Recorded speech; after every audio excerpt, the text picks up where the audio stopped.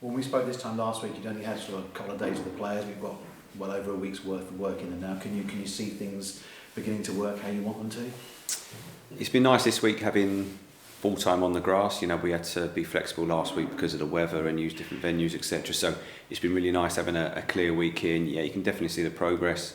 As I said last week, the players have been really good so far in terms of their openness, their attitude, their efforts in training. That's continued this week. And we need to keep doing that day by day and keep building forwards. We talk about the way you want to play, and we know you have a reputation of being very definite about it's different from how the players have been playing before. How easy is it to marry that work, but also at this stage of the season, having to get results given the position? Yeah, it's challenging in terms of going, trying to change a style of play and bring new principles in. So we have to do that carefully, and we have to do it in a way where obviously we need to win games and pick up results. So we're well aware of that, and we also have to sort of appreciate what the players are good at.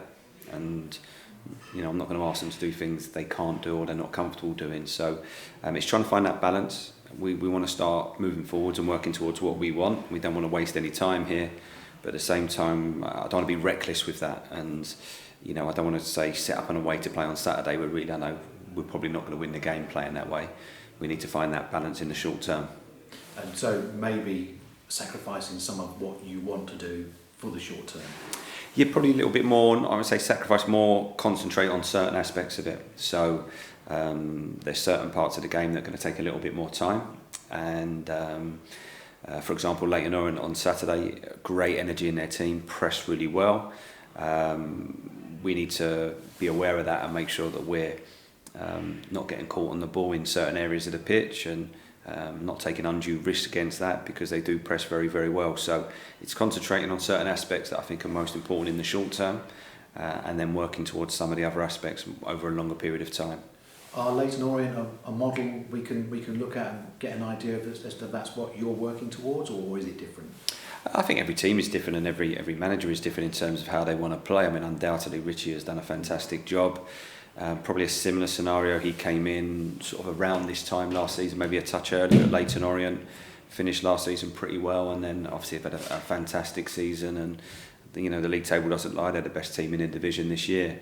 As I said, really good energy. They press really well. Their front foot, they've got quality at the top end of the pitch, and have got a number of players that score goals. They don't rely on a certain player or a single player. They've got goals throughout the team. Effective offset pieces, their long throws. So a really good all-round team, and certainly aspects we can learn from looking ahead to next season for what we want to try and do. Yeah, and a good all-round team, and that tells us why they probably are where they are.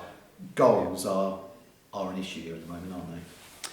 They are, in terms of, we've not scored enough in recent games, but there's certainly the quality to do so. I've seen it over the last week or so now, that we have forwards that can score goals. We can score off set pieces. We've got different avenues to score goals. We're trying to put a lot of belief and confidence into the players. I think you get that from work on the training ground. You also get it from what we're trying to say to them and do, but the ultimate confidence boost is the ball going in and is winning games, and that's what we've got to try and do. And does that involve maybe players not taking a risk or something, but having the confidence? Yeah, I'll have a shot here. I'll do this. I'll do that. Just that little bit of responsibility and confidence. Absolutely, and that's something that, as a coaching staff, we've made clear this week. We want that positivity. I've got no issue with a forward missing a chance, with someone taking a shot from 25 yards if they think that's the right thing to do. I want that strong mentality where if we don't score, we're going for the next one. So it needs to be a little bit of a mindset change now from us as a group. And a big part of my job, I see, is giving that confidence to the players and them knowing that they've got my trust and my backing on the pitch. Have you, I don't expect you to say one way or the other, but having seen the game last week and seen the players now in a good time in training, has it changed your opinion on certain players, or what certain players are capable of, or where they might fit into your plans? I think every day we're learning. We're seeing things and getting to know the players more and more. I'm having conversations with individual players and getting to know them better on a personal level, which helps. And obviously we assess training every day. We watch it back and have a good look. We learned a lot from Saturday's game. We've learned a lot again this week. So that's going to be a continual process moving forwards. And the more time we have together, then the better we should become and the closer we should become as a group. You mentioned Kwesi Appiah to us last week, and it was a fracture, but it does seem like we could see him before the end of the season. Yeah, I think it's going to be a close call on that one. It's going to be back end of the season for sure. Kwesi's got such a great attitude. He's desperate to get back and have some impact for the end of the season. So that's just going to be just an ongoing assessment, week on week. Basically, we'll do everything we can to have him back before the end of the season, available for us, and hopefully he can contribute and help the team. But that will be probably assessed over the next few weeks and decide the sort of final timeframes, if you like, for when he will return to train and hopefully return to playing. Just finally, for me, one of the guys I spoke to this week, Jaden Fevrier, who's got to come into the sort of first team picture, as it were, and brought him on last week. A young player, clearly you've already identified, and has been in squads, but you've already identified as saying someone you don't mind throwing on and giving that responsibility to. Jaden's impressed me. He's one that I didn't know too much about before coming in. He'd come on against Northampton, I believe, late on, and that was the first time I'd seen him. He's been with us every day, trained with us every day, came on last week.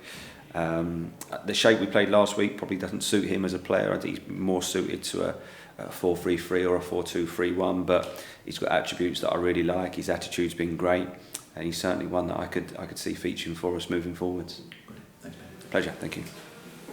Decisions to make again this weekend, Ben, as always, I guess. But one of them is left wing back, well, with Collingwood being ineligible against Leyton Orient. Are there two or three sort of candidates for that position on Saturday? We've looked at different options this week, both as a direct replacement, if you like, and also a different shape. So we've looked at different ways of playing against Leyton Orient and different ways of setting our team up, if you like, and there's been some really good competition on that front, which is what we want, and we'll make that decision tomorrow going into the game. Yeah. Colchester like to be backed by quite a few fans on Saturday. I think it's about 1,000, hopefully even more maybe. So it seems a bit of a derby amongst some of the supporters as well. Do you think, there's the old cliche, sort of the form book goes out the window for derby matches, do you think that may actually sort of play into your hands hopefully on Saturday? I hope so. Now listen, to have a following like that going is fantastic, and for me, derbies and games where there's that little bit more of an edge, I love, the supporters love it. I think it gives it a better edge to the game and to the players. So the more we can take, the better the atmosphere is in the way end, like the better for me. I enjoy that, I love that. And for us, we do want to upset the form book a little bit. I think it's a great challenge for us. As I said, they're a really good side. Richie's done an incredible job there, and it's a great challenge for us to go and try and win against the team that's at the top of this division. Yeah, a similar scenario in some ways to Bradford a couple of weeks ago, where you're playing in front of a big home crowd. They're doing well at the moment, but you showed, Colchester showed on that day that they are capable of competing against the top teams in the division. That's been, football's always a low scoring sport and it's such fine margins, and that's been the case over these last few weeks. Teams we've played, Carlisle, Northampton, Bradford, Stockport last week, these are all teams at the top of the division and have done really well and been really strong this year, and really close calls in each game. We could easily be sitting here with 2 wins and a couple of draws, so we have to take confidence from that we're toe to toe with a lot of these good teams. I hope that will be the case again with Leyton Orient on Saturday, and we'll be doing everything we can to make sure we come out on the right end of the result this time. And I think if we do that, the confidence that will give the group will be really, really valuable moving forward. Arthur Reid missed the game at Stockport. Is he in contention to come back on Saturday? Probably doubtful, to be honest. He's not trained as yet. We're hoping that he will be out on the grass for the first time tomorrow, but I would certainly leaning more towards doubtful for Saturday than likely to be involved. And what's his injury, Ben? It was a soleus strain, so he's had a week now in terms of recovery and rehab. And if he can't make Saturday, then I would definitely hope he'll be back involved for Tranmere next week. Okay. And Samson Davide wasn't involved last Saturday. Yeah. Was that a selection decision, or is it? No, that was actually a personal matter with Samson last week. So he's trained this week and he's back involved, but he wasn't available last weekend. And Tommy Smith as well has missed the last couple of games. Is he in contention for making the squad on Saturday? Tommy trained for the first time today. We'll see how that reacts in the morning, and we'll just see whether Saturday comes too soon for him or not. I'm obviously aware he's due to go away with New Zealand on Saturday as well, so we'll make a call on that tomorrow, see how he is after what he did today. Okay. Has he had a knock then, Tommy? Has he been injured? Yes, he had an injury prior to me coming in. He then, when Ross was in interim charge, he joined in for a day, tried to get back and still wasn't right. And now he's had the recovery and rehab, and as I say, did the full session today and looked fine. So fingers crossed that'll be him back. If not for Saturday, then at least for international duty, and then hopefully in good shape for us when he comes back.